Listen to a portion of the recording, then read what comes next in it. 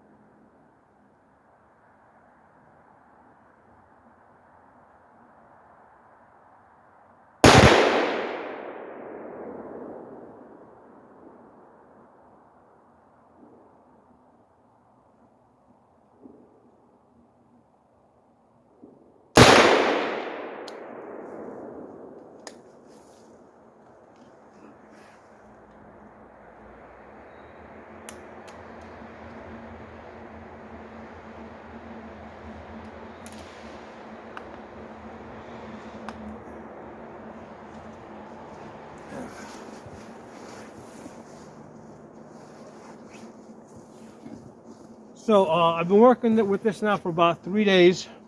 Okay, so if you guys saw the first video that I did on this Nightforce 2.5 to 20 on the first day, and that was done over like different parts of that video all throughout the different parts of the day. And you can see in that video that as I get towards the end of the video, I'm starting to like the scope more and more. Okay, well, 3 days later, I like the scope a whole lot more. Okay, so first let me say this, and there's two sides to this when you're looking at these type of scopes. There's the hardware side, right, which is basically the lenses and the mechanics of the scope, and then there's what I refer to as the software side, which is the reticle. Okay, so that's how I break down my analysis usually. So on the hardware side, first of all, I really like this concept of a 2.5 to 20, okay, because you just got a very wide range of magnification. Now usually when I'm shooting 1,000 yards, I usually go out there with a 5 to 25. So a lot of times what I'll do is I actually got to bring back the magnification to 20 or maybe even 15 so I can spot the impacts. So having a max magnification of 20 to get to 1,000 yards, I mean, that works out pretty good, okay? So on the low side, you got a 2.5 magnification. And the main goal there, the main thing I'm trying to accomplish with that is I want to avoid having to put a red dot on top of the optic, okay? Because I really don't like doing that. It's extra weight, it's extra snag, snag hazard. I don't like having a red dot on top of the scope. Now, with this scope here, right, even when I'm in 2.5, I can't, like if I'm in it, right, I can't just stay in the scope and scan, right, because it gets disorienting. So what I have to do is, like, I have to see my target, get up on it, take my shot, come down, go to the next target, come up, get my shot, come down, okay?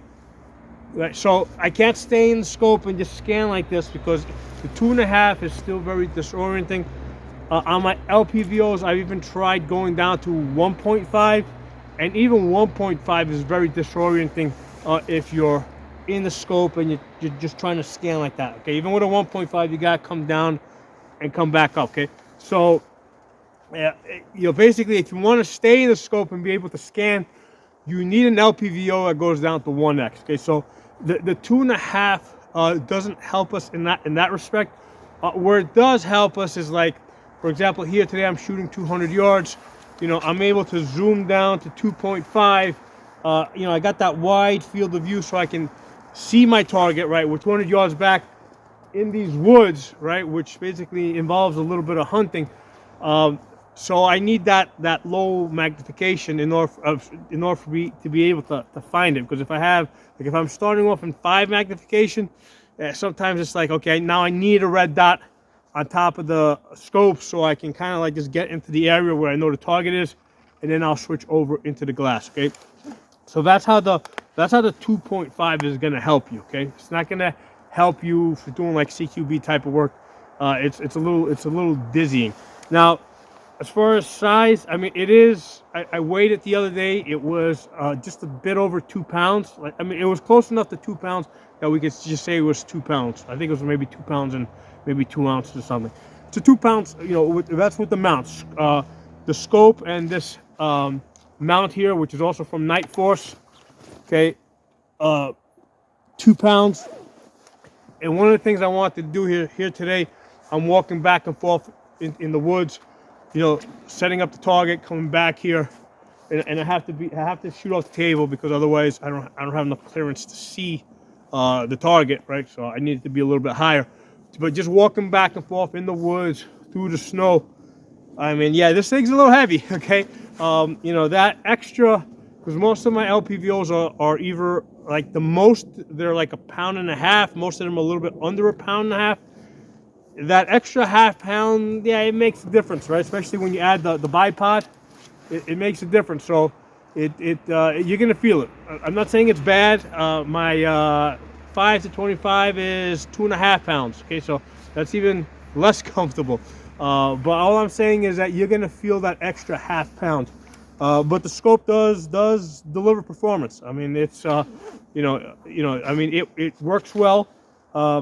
As far as the turrets, it has the 0 stop, right? I did a video the other day where I was setting it in the first video so I can dial up and then go back to my 0. In the first video, I said that the turrets fell a little bit on the mushy side. You know what? It's one of those things that it just kind of grows on you and you're not even going to think about it. The turrets are fine. I mean, they're very good. So the turrets are very fine. No issue there. Let's see, anything else on the hardware? Oh, I had said the throw lever. I said it could have been a little bit bigger. I would have liked if they gave us 2 throw levers, a short one like this, and one that was maybe a little bit bigger, maybe twice as big, right? You know what? I've been working with this today. I mean, this throw lever is of a decent size. I mean, now that has to be paired up, I guess, against how much resistance you have as this magnification dial is rotating. So, I mean, because if it's very stiff, then you need a bigger throw lever to be able to move it, okay? So these two are matched up pretty good, where, you know, there's not too much resistance there, so the throw lever is just enough that you can get your work done.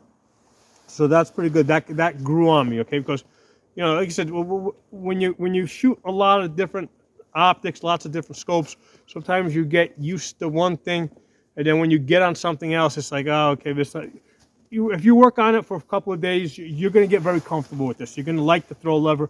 You're going to like the way it turns. You're going to like the turrets. The other thing I was complaining about in the first video was the illumination button, right? So this thing it doesn't have a dial, right, where you pick your different brightness settings. It has a button here on the side, right over here, that you cycle through. Okay, so I thought about that a little bit, and the fact is that usually when I'm shooting, I don't use the illumination, right? I usually just use the etched reticle. The only time I use illumination is if I'm shooting like into the evening, where I really need to be able to, you know, when I need that illumination. Otherwise, I'm not using it. For something that I use so infrequently on this type of a scope, right? I think this button where you're cycling through the different settings works fine. I think the benefit of it is that it probably makes the scope cheaper, right? In the sense that because that dial is more moving parts, And then what happens is a lot of times each brightness setting is a different, like there's a different connector for each one, and then sometimes what can happen is one of those connectors wears out. So it's like what happens is like a one or two brightness settings stop working, but the other ones work. So I've seen that on over the years on red dots and scopes. That's why the dial is an issue. That's why most companies have moved to the digital ones, because they're just they don't break as frequently. Okay, so considering all that, and also considering that, yeah, I really don't use the illumination all that much. This button setting here for the illumination, I think that works fine. Okay, so that's not an issue. Okay, so far I'm liking everything up on the hardware. Okay, I didn't particularly like. I wish they didn't have these Frankenstein bolts here, because this scope is going to ultimately end up on a SCAR 17. So if you have a charging, so if you have a rifle with a side, that's a side charger, and that side charge is on the same side as these Frankenstein bolts, your knuckles are going to be hitting up against the bolts. So that can be an issue. The nice thing is on the SCAR you can flip it to to either side, but on some rifles you may not have that option. So I would rather that instead of having the Frankenstein bolts here, they had just like maybe 4 star screws, right? I think that would have been better, right? Because you can have like 4 big star screws, right? So that they're really strong, and so that's why. So I would have preferred like three or 4 star screws. So I don't love this the scope mount design that they have on this. Okay. Now on the software side, on the reticle, in the first video that I did, I showed you guys a look inside the scope. I attached my camera adapter. So now again, I didn't buy this scope. They do offer this with different reticles. The person that bought this ordered it with a very plain one. Okay. The issue is that it doesn't have a drop-down Christmas tree, so it can be, if you're self-spotting, it can be hard to see where the impacts are or the splashes, so that you can self-correct. However, it's not impossible. It'll just take you 2 or 3 extra shots, because what will happen is you'll get a sense of where you're splashing. All right, so if you see it splashing down, let's say somewhere on the whatever, let's say somewhere down around the 10 MOA, and then right 4, right? It may not be exact, so you'll dial up like maybe 7 or something, and you'll hold left maybe 2, and then you'll see where you splash. So you'll get there, right? You'll get there. So that's not an issue. Now the other, I looked on Nightforce's website. They do offer other reticles that have that Christmas tree reticle. The other ones seem to be of the Tremor style, right? Or the Tremor 3 style, which has a lot of information in there, right? So I think that's a little bit too much information. So I really like the Primary Arms ACSS reticles, like the one I got in my 5 to 25, because those are like, that drop-down tree is 1 by 1 mil, okay? And I find that shooting out to 1,000 yards, that's like kind of perfect, where you've got dots as reference points, but you don't have so many dots that you lose track of, okay, which dot did I splash on. So what I would like to see, let's say I'd like to see 1 by 1 mil dots, or in this case, because this is an MOA scope, I guess I would like maybe 2 by 2 MOA dots, right? So I think that would probably work out a lot better as far as a drop-down Christmas tree on this reticle, okay? But yeah, I'm really liking the scope. I mean, I do think it's a little overpriced at the $2,000 that they're asking for. I'd like to see it like closer to $1,000 or below $1,000, but it is what it is. If you take the price out of the equation, I think it's a really nice scope. Okay, I mean, I wouldn't pick an MOA. I'd pick mil. But I mentioned this in the first video. The main thing with that is, like, you gotta see what the people that you're shooting with, what they're using, because essentially you both gotta be talking the same language. So if you're using mils and your buddies are using MOA, that's gonna get confusing. So you want to use whatever the people that you're shooting with are using. Okay, so if they're using MOA, get an MOA scope. If you're all using mils, get a mil scope. If you're not shooting with other people, and so that's not an issue, I would probably recommend you go with the mils, because that's what like the military guys use, and a lot of times they're teaching the classes, so they're going to teach it in something that they know, which is going to be mils. And also lots of competition shooters are gravitating over towards mils. So that's so if you're not shooting with other people that are shooting that are using MOA, I would go with the mils. Now in the first video that I did a whole, I went through the whole thing about how to use it for range estimating. So you should see that first video if you haven't seen it. So you use the MOA for both range estimating and also for spotting your impacts and making adjustments, okay?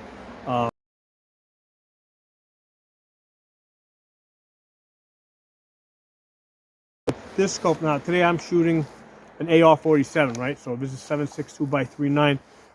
In most cases, you're probably going to have this scope either on the 5.56 or on a 308 gun, okay? So in those cases, like I already know my holds, right? So with a 50 yard zero, 50/200 yard zero, right? Basically, point of aim, point of impact on your center aiming point. At 300 yards, it's 1 mil up, right? So I would dial either 1 mil up, or in this case, I would dial 3.5 MOA, okay?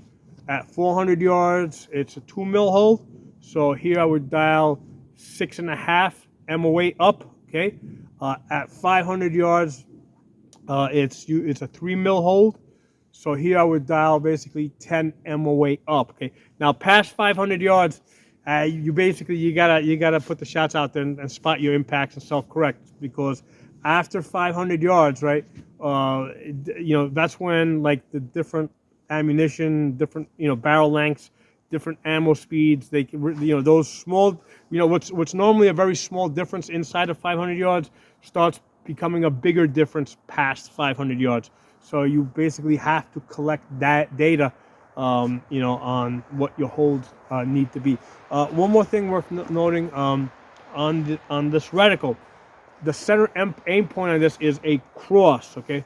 And the thing that I noticed after like shooting for a while with this, right, where I had the cross on the target, the cross can become very disorienting, because you got a cross there and then you got lines above and lines to the side, and it's almost like watching a bunch of zebras running, where the lines kind of start crisscrossing and getting confusing, okay? So I like the center aiming point to be something different. Like the chevron is nice, because the chevron is a point, and it's very different from anything around it. So when I look at it, I know exactly where my center aiming point is, okay? So I really like the ACSS reticle for that. It's just that center aiming point is vastly different than everything else, and I use that fine tip to zero in, right? The other thing is a lot of times they'll use a dot. Okay, the dot I think is better than the cross, but also same deal with the dot. I mean, the dot doesn't give you the fine aiming point of the tip of a chevron. Okay, so those are my thoughts after having worked with the scope now for about 3 days, and as you can see, it's covered by snow.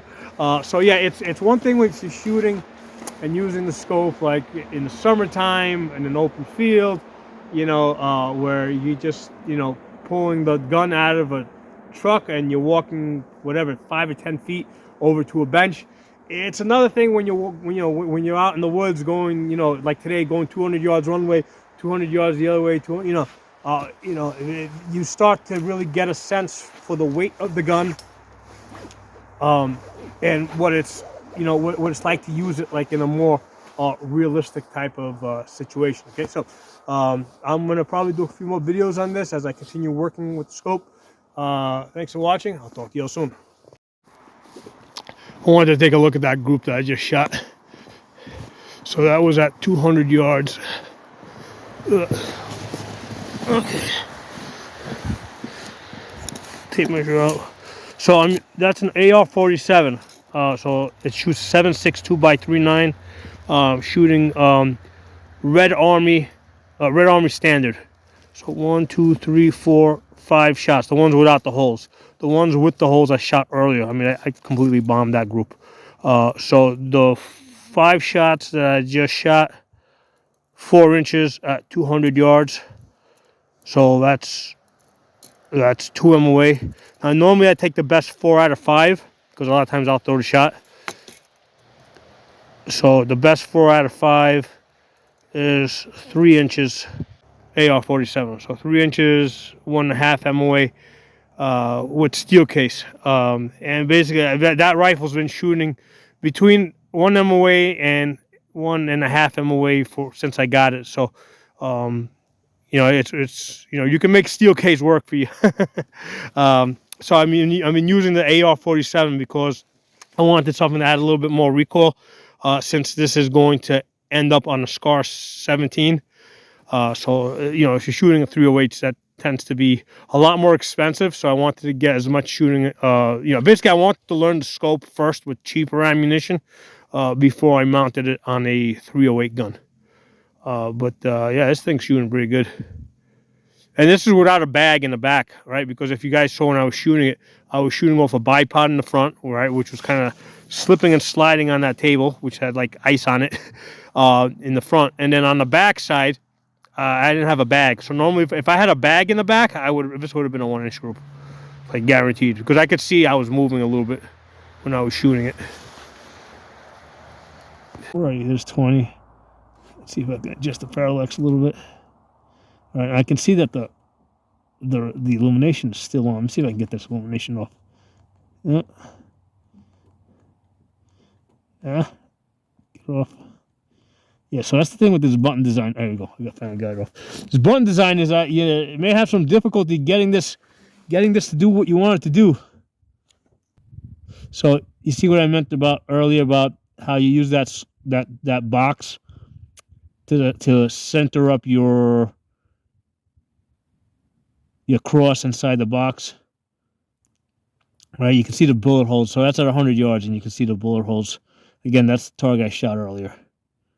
So I really prefer chevron, where I just put the tip under under like a solid bullseye. I usually get really good accuracy. This does not have a grid underneath it for helping you self spot your impacts. So if you have, like, let's say a whole bunch of dots underneath it, what happens is if you see a splash on a particular dot, right, you would just transfer that to the target. So for example, if I'm shooting and I see that I got a splash at the 10 MOA line, well then my next shot's going to be right there. Like, I'm not even going to bother with the dial. I'm just going to move 10 MOA onto the target and just take my shots. So that's fine if it's directly underneath it, right? So like I said, from here, if I see a splash at 10 MOA, I go there, right? But what if it's like out here somewhere?